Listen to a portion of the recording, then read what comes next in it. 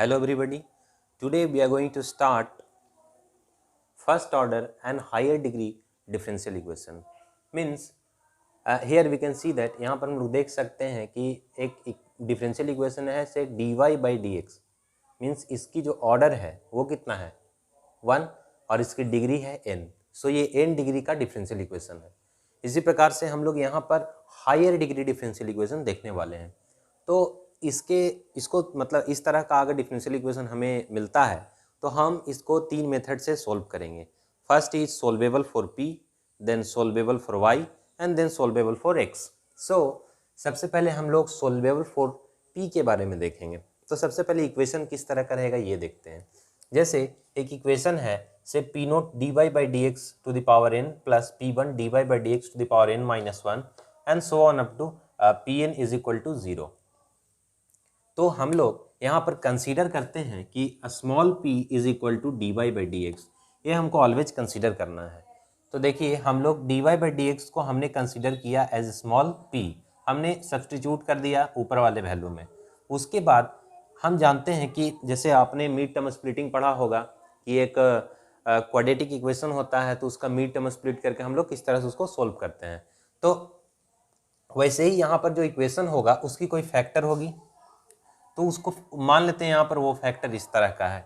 उसके बाद हमको अलग अलग फैक्टर के लिए कोई फंक्शन मिलेगा, उसका कांस्टेंट होगा अलग अलग. लेकिन चूंकि हम लोग यहाँ पर फर्स्ट ऑर्डर डिफरेंशियल इक्वेशन देख रहे हैं इसीलिए हमें पता है कि फर्स्ट ऑर्डर डिफरेंशियल इक्वेशन के लिए सिर्फ एक ही कांस्टेंट होता है. तो इसीलिए हमने सारे कांस्टेंट को c के बराबर कर दिया. तो हमें जो लास्ट फॉर्म मिला है वो क्या मिला है, f1 x, y, c and f2 function of x, y and c constant and so on up to fn x, y and constant c is equal to 0. यहाँ से हम लोग सोल्व करके हम लोग किसी भी डिफरेंशियल इक्वेशन को निकाल सकते हैं. तो आइए सबसे पहला जो मेथड है that is solvable for p. Solvable for p. तो इसमें क्या होगा, जब कोई भी फंक्शन किसी इस फॉर्म में दिया हुआ रहेगा means p naught p to the power n plus p1 p to the power n minus 1 and so on up to pn is equal to 0. अगर ऐसा होगा तो हम लोग सोल्वेबल फॉर p से इसको सोल्व करेंगे. तो सबसे पहली बात है कि कैसे पता चलेगा कि सोल्वेबल फॉर p से करना है, y से करना है, x से करना है. तो बेसिक आइडिया यही है कि आपको अलग अलग तरह के क्वेश्चन इसमें प्रैक्टिस करने पड़ेंगे तो आप इसको आसानी से सोल्व कर सकते. एक सवाल हम लोग करते हैं तो क्लियर हो जाएगा कैसे इसको करना है. जैसे p square minus 9p plus 18 is equal to 0 है. हमें क्या करना है, हमें इसका फैक्टर निकालना है. यहाँ पर हम लोग इसका मिड टर्म स्प्लिट कर सकते हैं. P square minus 6p minus 3p plus 18 is equal to 0. इसका हमने मिड टर्म स्प्लिट कर दिया. अब p कॉमन कर लेते हैं तो p माइनस 6 माइनस 3 कॉमन कर लेंगे तो p minus 6 is equal to 0. यहाँ से हम लोग क्या लिख सकते हैं, it is p minus 6 into p minus 3 is equal to 0. यहाँ से हमें दो वैल्यू इसका मिलता है, p माइनस 6 में भी इक्वल टू 0 और p minus 3 is equal to 0. As we know that the value of p is dy by d x. So हम लोग इसके जगह पे dy बाई डी एक्स हम लोग ले लेते हैं. dy by d x is equal to we can write 6. Similarly here dy by d x is equal to 3.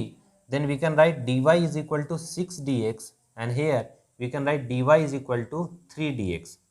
now यहाँ पर आप देख सकते हैं कि जो वेरिएबल है वो सेपरेटेड है तो हम लोग इंटीग्रेट कर सकते हैं इसको. So we will integrate this. तो इंटीग्रेट करने के बाद हमको क्या मिलेगा, y इज इक्वल टू 6 और dx का इंटीग्रेशन x प्लस कॉन्स्टेंट एक आएगा c और सिमिलरली इसका क्या होगा y is equal to 3x plus c. तो हम लोग क्या इसको लिख सकते हैं यहाँ से कि y minus 6x minus c is equal to 0 और यहाँ से हमको क्या मिलेगा y minus 3x minus c is equal to 0. आप देख सकते हैं कि जो लास्ट फॉर्म है एक फंक्शन f1 x, y और एक कांस्टेंट c होगा. यहाँ पे x, y का फंक्शन है और c कांस्टेंट है. सिमिलरली f2 भी वही है. तो हम लोग अब क्या करेंगे, यहाँ पर इसका वैल्यू पुट कर देंगे और उस वैल्यू को किसके बराबर कर देंगे, इट इज इक्वल टू 0. सो अब लोग पुट कर रहे हैं जैसे f1 फंक्शन दोनों का product. So y minus 6x minus 6 in minus c into y minus 3x minus c is equal to 0. This is the required equation of this differential equation of this differential equation. तो एक बार revise कर लेते हैं कि हमने क्या किया. जब भी कोई भी equation differential equation first order का हो लेकिन डिग्री अगर उसका हायर हो तो हम लोग तीन तरह के मेथड यूज करते हैं. पहला मेथड सोल्वेबल फॉर p हम लोग देख रहे हैं, दूसरा सोल्वेबल फॉर y होगा और तीसरा सोल्वेबल फॉर x. तो सोल्वेबल फॉर p में कुछ इस तरह का फॉर्म होगा, p naught p to the power n plus p1 p to the power n minus 1 and so on up to pn is equal to 0. So small p को हमने dy by dx consider किया है. तो कोई जैसे हम लोग क्या करते हैं, जैसे इस क्वेश्चन का हमने फैक्टर निकाला किस तरह से, मिड टर्म स्प्लिट करके. अलग अलग मेथड हम लोग यूज करके हम लोग उसका फैक्टर निकालेंगे. फैक्टर निकालने के बाद हमें एक जो टर्म होगा वो किसके बराबर होगा, 0 के बराबर होगा. आप देख सकते हैं यहाँ से हम लोग इंटीग्रेट करते हैं और जो कांस्टेंट है वो दोनों वैल्यू सेम है, क्योंकि जो ये फर्स्ट ऑर्डर का डिफरेंशियल इक्वेशन है इसीलिए जो इसका कांस्टेंट वैल्यू होगा वो सिर्फ एक ही होगा, ये वेरी नहीं करेगा. तो हम लोग यहाँ पर इस तरह से अब हम लोग इस तरह से इसको लिख सकते हैं f1 x, y, c and f2 x, y, c is equal to 0. So this is our required equation. तो इस तरह से आप अलग अलग प्रकार के क्वेश्चन इस पर सोल्व कर सकते हैं. तो मैं एक क्वेश्चन और लिखता हूँ इस पर और इसको हम लोग सोल्व करेंगे. The question is p square plus 2py cot x is equal to y square. हम लोग y स्क्वायर को लेफ्ट साइड अगर लेके आ जाते हैं तो क्या होगा, 2py cot x minus y square is equal to 0. यहाँ से हम लोग we know the formula to calculate root, it is equal to minus b plus minus root b square minus 4ac upon 2a. So from here we can see that a is equal to 1 and b is equal to what, it is equal to 2y cot x and c is equal to minus y square. So we will put these values in this formula and we will calculate here p.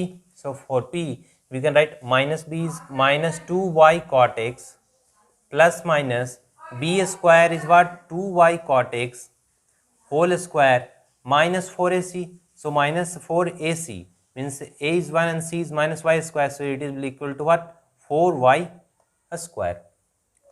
Is it clear or not? Yes, it must be clear to you. Upon 2a, so it is 2. So minus 2y cot x plus minus root under 4y square cot square x plus 4y square upon 2.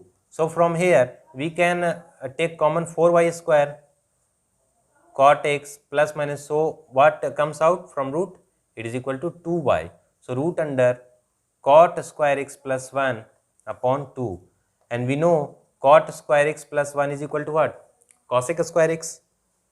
So minus 2y cot x plus minus 2y cosec x upon 2, and every 2 will be cancelled. So from here we get two roots, that is minus y cot x plus y cosec x, and another one is what, minus y cot x minus y cosec x. सो अगर हमको दो root मिल गया तो हम लोग फिर वही formula लगाएंगे दो रूट के लिए, जो हम लोग वो फॉर्म लगाते हैं कॉमन करके, फिर हम लोग डिफ्रेंशिएट करते हैं और डिफ्रेंशिएशन के बाद वेरिएबल सेपरेबल करके हम लोग उस टर्म को इंटीग्रेट करते हैं, जैसा हमने पिछले सवाल में देखा. तो इसी तरह से हम लोग ये सवाल को भी सोल्व करेंगे. उसके बाद लास्ट में हम लोग इक्वेशन निकाल सकते हैं. तो मैं आपके लिए इक्वेशन में डायरेक्ट यहाँ पे लिख दे रहा हूँ, उसके बाद आप इसको ट्राई कीजिएगा, आंसर आपका आ जाएगा. So the answer is y minus c sec square x by 2 into y minus c upon sin square x by 2 and this is equal to 0. This is the answer.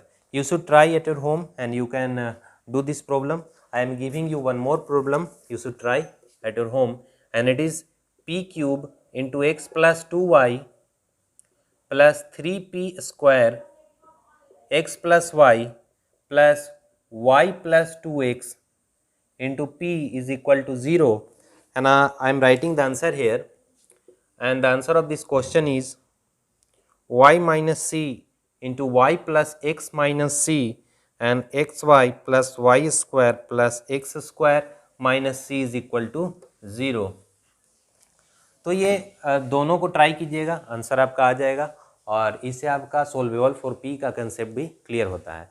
तो अब हम लोग दूसरे method को देखने वाले हैं, that is solvable for y. So let us see that.